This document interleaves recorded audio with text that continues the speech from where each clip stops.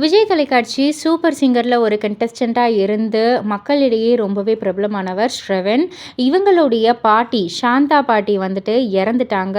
So இதை வந்து நம்ம சேனல்லேயே ஏற்கனவே வந்து பார்த்துருந்தோம். எதற்காக, என்ன ரீசனுக்காக இறந்தாங்கன்னு எல்லாத்தையுமே நம்ம டீட்டெயிலாகவே பார்த்துருப்போம் இல்லையா?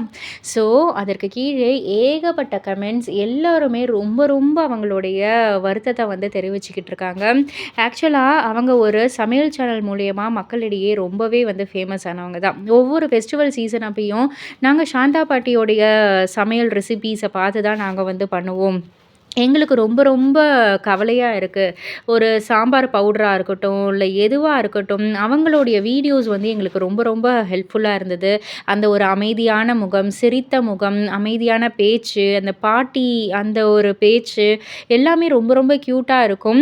ஏதோ எங்களுக்குள்ள ஒரு ஃபேமிலி மெம்பரே வந்துட்டு எங்களை விட்டு மிஸ் ஆன மாதிரி நாங்கள் ரொம்ப ரொம்ப ஃபீல் பண்ணுறோம் அப்படின்ற மாதிரி ரொம்பவே வந்து அவங்களுடைய வருத்தம் எல்லாத்தையும் வந்து தெரிவிச்சுக்கிட்டு இருக்காங்க. இந்த ஒரு செய்தி வந்துட்டு எங்களுக்கு ரொம்ப ரொம்ப வருத்தத்தை கொடுக்குது அப்படின்ற மாதிரி.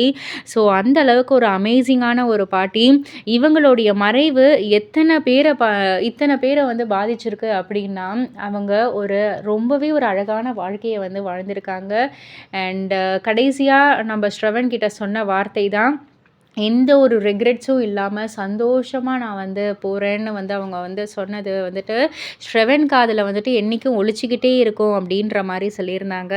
அது பல பேருக்குமே வந்துட்டு அது ஒரு அழகான ஒரு ஸ்டேட்மெண்ட் அப்படின்னே வந்து சொல்லலாம். பட் என்ன இருந்தாலும் சாந்தா பாட்டியை வந்துட்டு எல்லோருமே ரொம்ப ரொம்ப மிஸ் பண்ணுறாங்க.